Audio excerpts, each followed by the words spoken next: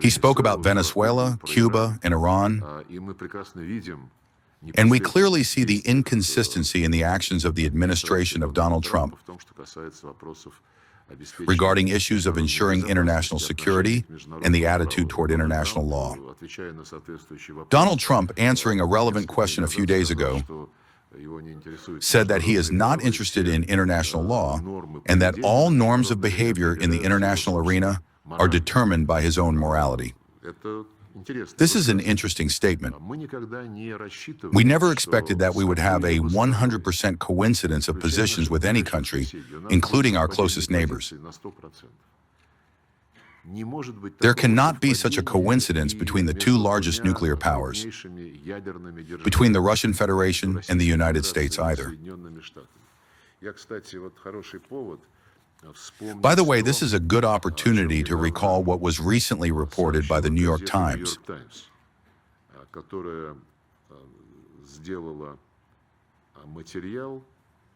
which published a piece titled "The Godfather in Riyadh."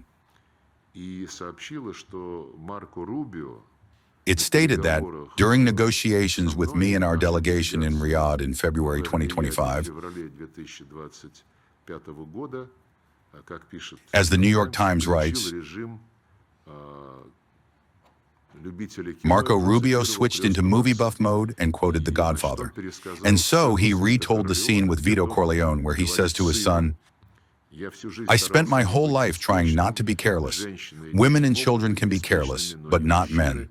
Meaning, nuclear powers must communicate with one another. Such a conversation did indeed take place. Since Marco deemed it possible to mention this in the press, I see no reason why I cannot add some details. At the very beginning of our meeting in Riyadh, Marco said, well, something to the following effect. I cannot, of course, quote verbatim, but I am conveying the essence accurately, as I remembered it well.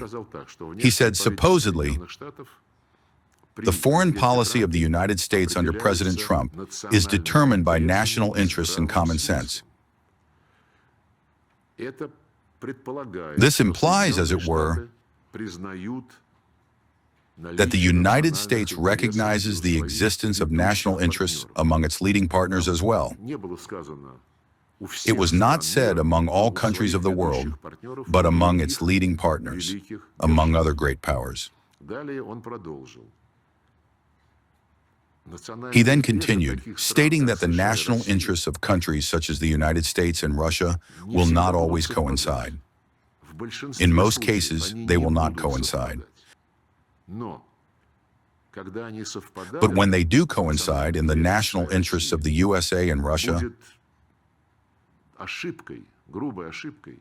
it would be a mistake, a gross mistake, not to use this coincidence to coordinate and implement joint, mutually beneficial projects in the economy, trade, the investment sphere, and so on.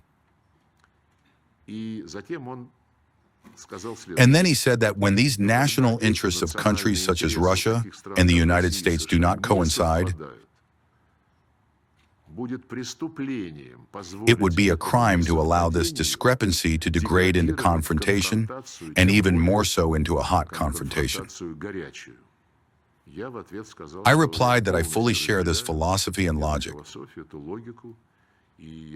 and I proceed from the assumption that the United States understands the validity of the approach that was outlined by Marco Rubio.